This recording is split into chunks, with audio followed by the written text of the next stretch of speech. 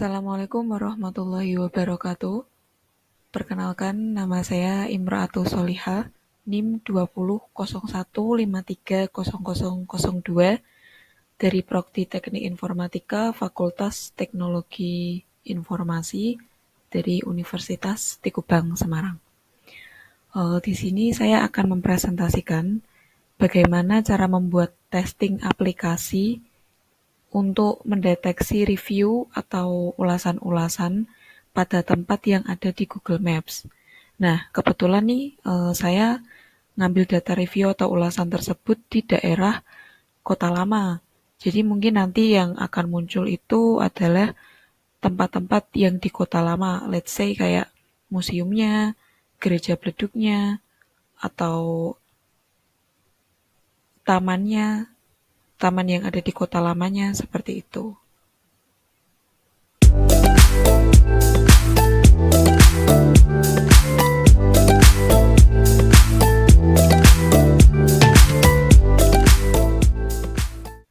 Dan nanti data yang sudah kita dapatkan dari hasil reviewnya itu akan kita kita bungkus, kita remake menjadi sebuah aplikasi detektor review antara review positif atau negatif gitu. Dan untuk aplikasinya sendiri itu akan diimplementasikan di website, bentuk website dengan bahasa Python, lalu di-deploy ke heroku.com.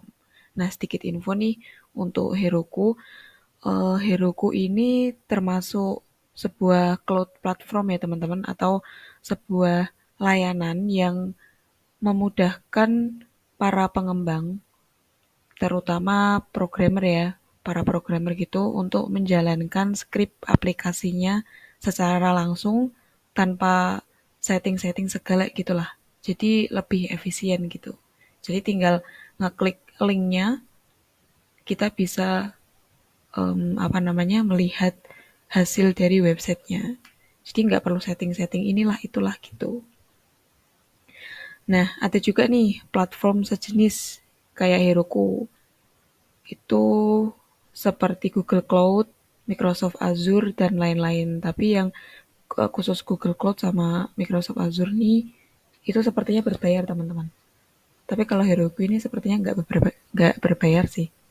Oke, mungkin tanpa lama-lama, saya langsung perlihatkan ya bagaimana step by step-nya cara untuk membuat testing aplikasinya ini. Oke, untuk step yang pertama, ini di sini tertulis lakukan pengambilan data review di SERP API. SERP API ini website ya teman-teman. Ini kayak gini, serpapi.com. Nah, di sini itu website serpapi.com ini menyediakan memberikan kemudahan kita untuk mengakses API, entah itu nanti kita nyarinya di Google Map atau Google Play Store gitu, kita bisa lebih mudah nyarinya di sini teman-teman, Search API. Nah, ini teman-teman harus, kalau yang belum pernah daftar berarti teman-teman register, kalau udah pernah berarti tinggal sign in aja. Itu sekilas pembahasan tentang Sub API. Lalu, nah di sini saya mengambil data review pada tempat Kota Lama, pada lokasi Kota Lama. Jadi di Sub API ini saya menggunakan fitur Google Maps. Google Maps karena untuk menemukan titik koordinat, ini titik koordinat dari daerah Kota Lama di Google Maps-nya sendiri itu. Nah, ini untuk APK. APK ini kita dapat setelah kita melakukan create account. Create account, jadi kalau kita udah punya account di Sub API, otomatis kita punya satu APK. APK itu ada limitnya teman-teman. Ada limitnya, kalau nggak salah itu sekitar 100 pencarian kalau nggak salah. Kalau melebihi itu kita udah diminta untuk melakukan pembelian teman-teman. Gitu. Sedikit info ya buat Serp API. Nah, setelah kita memasukin titik koordinat yang di kota lama dan memasukkan APK kita, lalu hasil outputnya seperti ini. Ini hasil outputnya ringkasan dari beberapa tempat yang ada di kota lama. Nah, lalu kita breakdown lagi nih. Kita breakdown ada nanti munculnya bakal ada place-nya, nama tempatnya, terus namanya sendiri, terus ratingnya, terus reviewnya gitu. Lalu ada APK juga. APK ini disamain ya teman-teman, sama yang di atas ini. Nah, lalu nanti akan muncul berbagai macam link seperti ini. Nah, link ini tuh uh, link tempat yang ada di kota lama. Jadi katakanlah kayak ini link punyanya Gereja Belenduk. Katakanlah ini link punyanya bakso yang ada di tempat kota lama. Nah, seperti itu dan seterusnya. Lalu masuk ke sini teman-teman. Ini kita mau download hasil reviewnya itu di versi CSV, formatnya CSV. Jadi kita ngelakuin script yang kayak gini, terus panggil dengan df underscore original. Ini kita untuk mengekstrak filenya dalam bentuk CSV. Nah, ini kan udah tampil nih outputnya teman-teman. Ini dari place-nya ini kenapa bisa ada place? Karena di sini kita masukin place ya teman-teman. Ada name juga, rating dan review. Jadi dia menyesuaikan ratingnya terus reviewnya. Nah, ini place-nya ini dari kota lamanya, asli kota lamanya. Ini ada review, nama-nama reviewernya ini. Datanya sekitar 250 ya, 250 rows kali 4 columns, ada 4 columns. Terus di sini tempatnya ada ST Indonesia di Kota Lama. Ini saya nggak tahu tempatnya ST Indonesia di Kota Lama itu yang mana. Mungkin besok kita bisa cari teman-teman. Oke, setelah ini kita download ya teman-teman. Kita download hasil reviewnya. Lalu kita ke step 2.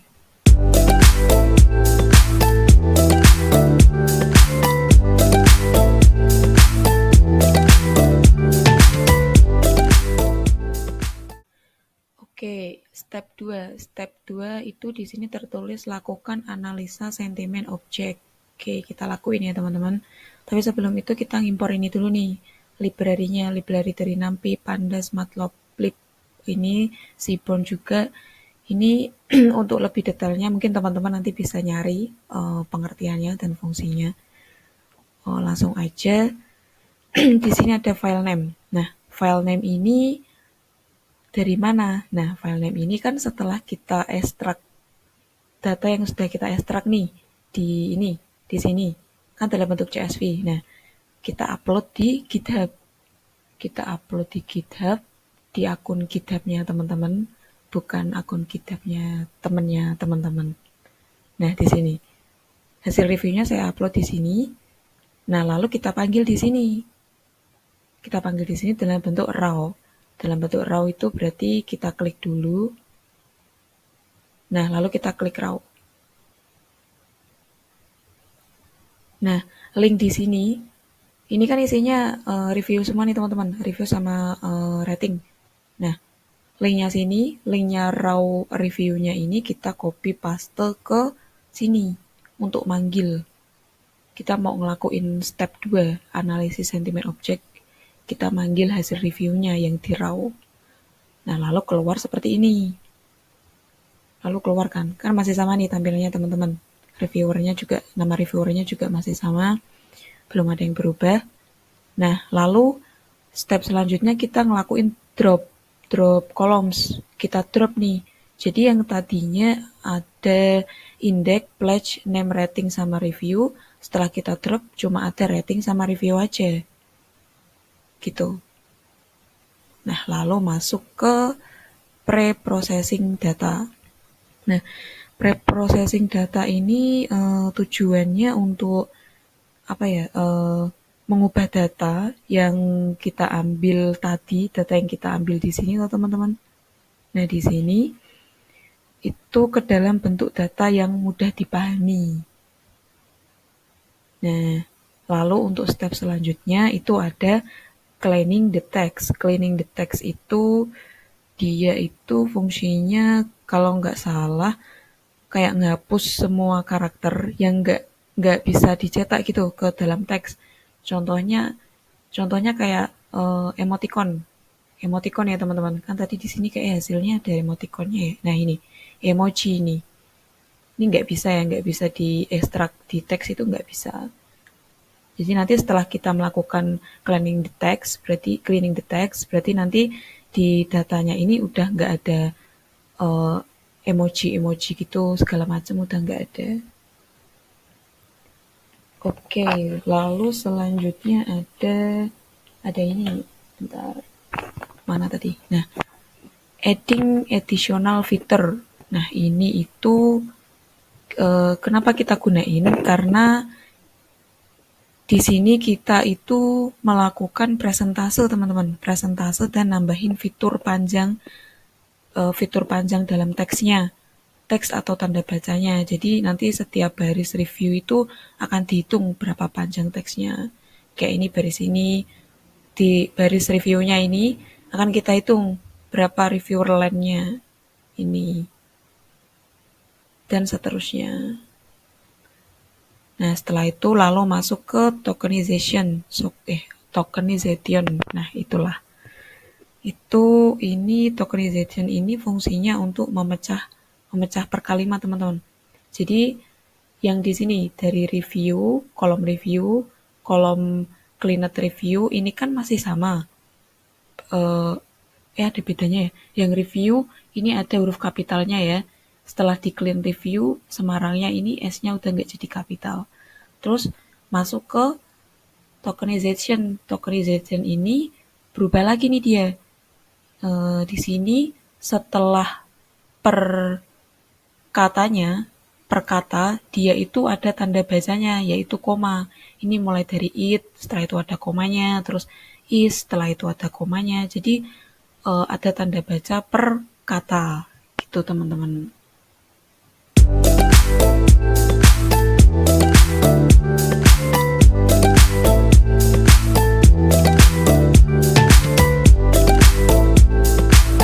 Lalu kita masuk ke step 3 nih, lakukan eksplorasi data analis. Itu bisa kita sebut EDA ya teman-teman. Nah, sedikit info nih tentang EDA ini. EDA ini berfungsi untuk meringkas data menggunakan teknik aritmatika ya teman-teman. Jadi nanti ada perhitungannya. Nah, untuk yang pertama ini shape of the dataset and breakdown of the class. Itu dia maksudnya kita breakdown dulu dari ratingnya nih teman-teman. Dari ratingnya kita urutin secara ascending. Tadi kan ratingnya kan masih acak ya. Dia masih acak nih, masih campur nih. Nah, sekarang di EDA ini kita breakdown ratingnya dari ascending, dari yang terkecil ke yang terbesar. Lalu masuk ke missing values in the dataset. Ini kita buat diagramnya teman-teman, nampilin diagramnya. Nah, lalu masuk ke visualizing word clouds. Itu dia maksudnya tahap ini itu maksudnya data yang udah kita review yang terkumpul dalam bentuk word cloud seperti ini. Jadi data yang udah kita review nih teman-teman, yang mana ya tadi? Nah, yang ini kita bentuk menjadi word cloud. Word cloud itu bentuknya kayak gini teman-teman. Tapi word cloud-nya ini ada versinya teman-teman. Yang ini negative review word cloud. Ini versi yang reviewernya negatif. Tapi kok ada beautiful juga ya. Terus ini yang versi reviewnya positif. Positif ya teman-teman. Reviewnya positif dalam bentuk word clouds. Nah, lalu di step selanjutnya ada fitur extraction from text. Nah, maksudnya apa nih? Fitur extraction from text ini dia itu mempunyai fungsi apa ya, kayak buat mengatasi masalah yang timbul gitulah, masalah yang timbul sebelum kita melakukan tahap klasifikasi, teman-teman. Karena apa? Karena setelah ini kita tuh bakal ngelakuin tahap klasifikasi, teman-teman. Nah, ini di step 4 ini.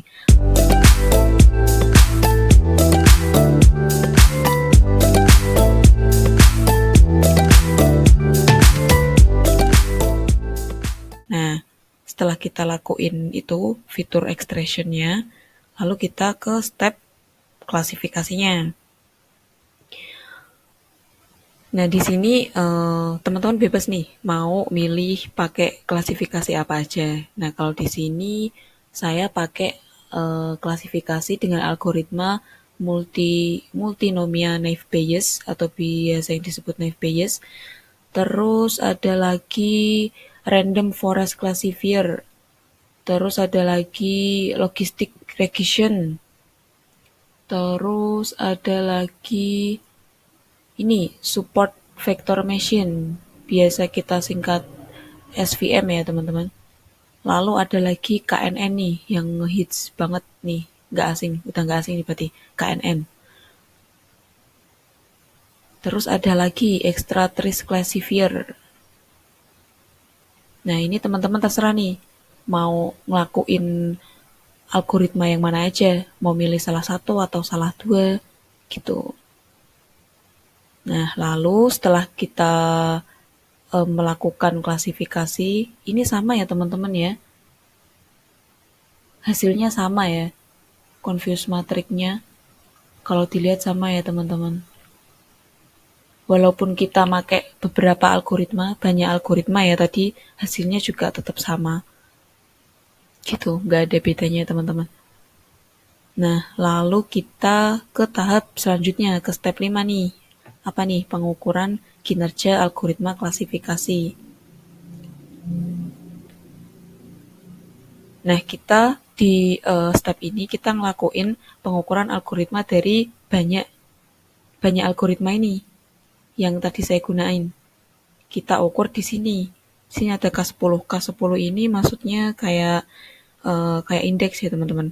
Indeks itu jadi nanti ngukur kinerja dari algoritma yang di atas itu menggunakan data indeks dari 1 sampai 10. Nah, lalu nanti muncul outputnya seperti ini. Output dari algoritma naive Bayes nanti akurasinya seperti ini. Output dari logistic regression akurasinya seperti ini, output dari random forest seperti ini, SVM seperti ini, KNN dan seterusnya. Nah, lalu di step terakhir nih kita ngelakuin prediction, kita prediksi nih data review yang di atas tadi ini kita prediksi bisa nggak nih kalau kalau bad ini kan kita tahu ya, kalau bad ini kan berarti dia mengacu pada komentar yang buruk, review yang negatif ya teman-teman. Dan good ini kita udah tahu juga ya, kalau good ini berarti dia mengacu pada review yang positif.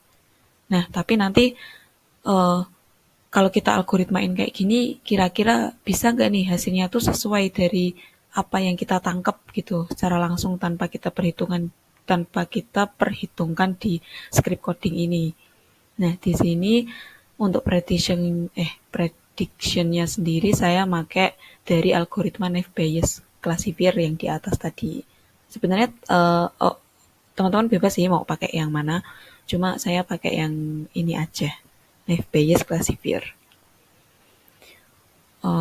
Setelah kita ukur kan, nah lalu kita prediksi nih bad. Dari bad, dia indeks pertama. Bad ini kalau komentarnya reviewnya negatif, berarti nanti keluarnya outputnya 0. Kalau good, ini kan udah tahu nih, kita kalau good itu berarti bagus. Komentarnya, reviewnya berarti positif. Nanti outputnya keluarnya 1. Terus setelahnya, I hate the service, it's really bad. berarti I hate itu dia benci servisnya gitu ya. Servis itu bukan berarti servis yang servis-servis itu ya. Ya teman-teman tahulah. It's really bad, berarti sungguh buruk ya teman-teman. Berarti ini kita udah tahu ya teman-teman kalau ini udah masuk di review yang negatif. Nah, tapi kita prediksi nih di script ini dia tuh bisa mendeteksi nggak kalau I had the service it's really bad ini dia termasuk review yang negatif. Ternyata benar dia bisa mendeteksi keluarnya 0, berarti masuknya negatif. Nah, terus yang terakhir the nurse is so keen. Betul nggak sih? So kind atau apa itulah. Nah, ini artinya saya nggak tahu. Coba kita Google Translate artinya. Artinya apa? Google Translate. Nah,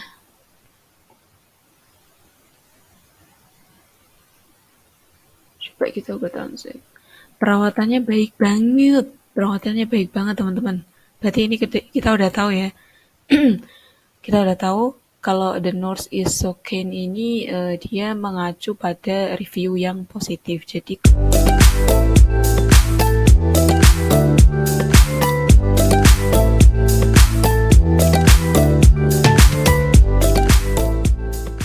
nah, kita kan udah ngelakuin step by step nih teman-teman. Jadi kita udah dapet ya datanya ya teman-teman sampai udah ngelakuin prediksi juga. Tapi ini kan masih dalam bentuk script kayak gini ya teman-teman. Tampilannya apa ya, interface-nya kan masih belum enak dipandang gitu. Lebih enaknya lagi kita implementasiin dalam bentuk kayak website gitu ya teman-teman. Nah, gimana caranya? Mari kita coba. Udah saya coba sih, saya jelasin aja. Bentar teman-teman loading. Nah, ini tadi yang nah 2 UTS underscore text mining dot ipynb ini dari sini teman-teman. Jadi file yang saya buat untuk melakukan beberapa step dari klasifikasinya sampai prediksinya, akurasi kinerjanya juga itu saya push di GitHub saya teman-teman ini. Nah, nanti kalau kita mau mengimplementasikan di platform, kita juga ada beberapa embel-embel tambahan. Nanti embel-embelnya bisa teman-teman cek di link GitHub saya ini. Nanti tinggal di code, lalu di download zip. Habis itu di lokal ini, file explorer, teman-teman ekstrak file. Dari zip di ekstrak file tambahannya. Oh, yang paling penting ini sih teman-teman app.py, terus ada yang di templates, ada home ini untuk tampilan depannya kalau di website gitu, lalu ada result. Oke, langsung aja. Di sini saya mendeploy seperti tadi yang udah saya jelasin, saya deploy aplikasi ini di platform Heroku teman-teman. Nah, tampilannya kayak gimana? Ini tampilan dashboardnya teman-teman. Tampilan dashboard. Nanti teman-teman kalau belum pernah punya akun di Heroku berarti nanti disuruh login create account ya, create account di Heroku. Terus nanti untuk buatnya saya contohin aja deh. Untuk buatnya berarti nanti di new create app, terus ini nanti teman-teman terserah mau ngasih app name-nya apa, misal tes 1 2 3 misal gini teman-teman. Oh, tambah lagi 90. Nah, oke, create app teman-teman. Nah, kalau udah sampai sini nanti teman-teman tinggal klik GitHub aja. Jadi nanti file atau beberapa folder yang dari GitHub ini kita deploy ke Heroku. Jadi caranya best practice ya teman-teman. Kita ke dashboard aja, kita run yang punya saya. Nah, ini yang punya saya, UTS Text Mining. Lalu ke deploy. Nah, ini kan udah sampai deploy. Ini saya disconnect aja deh, saya contohin dari awal. Nah, setelah kita klik GitHub, nanti tuh kalau teman-teman baru punya akun ya di sini, baru nyoba ya, itu setelah kita klik GitHub nanti tuh ada verifikasi mau login ke akun GitHub-nya teman-teman gitu. Nanti kalau sudah, nanti dia bentuknya default kayak gini, menyesuaikan. Jadi nanti GitHub-nya teman-teman bisa otomatis masuk di sini. Nah, ini repo name. Repo name ini sesuai dengan yang di ini ya teman-teman, GitHub ya. Kalau ini kan repository name saya kan ini UTS Text Mining. Repository itu kalau kalau di lokal itu bisa disebut kayak folder, kayak folder, nama folder ya teman-teman. Nah, ini. Lalu kita search. Nah, ada nih, ada kan sama di sini. Lalu kita konekin. Kita tunggu. Nah, setelah ini kita langsung scroll bawah, kita deploy branch. Kita deploy. Nah, ini deploy ini memakan waktu yang sebenarnya sesuai koneksi sih. Mau lama apa enggak sesuai koneksi teman-teman. Jadi diusahakan koneksinya stabil ya teman-teman.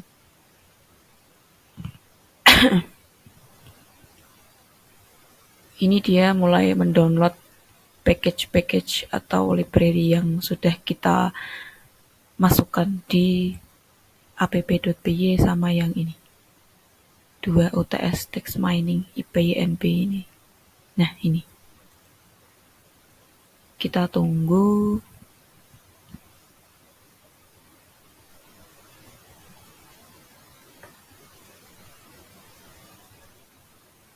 Kita tunggu ya teman-teman. Tumben lama sekali ini. Biasanya juga lama sih. Sama aja berarti. Oke, kita tunggu teman-teman.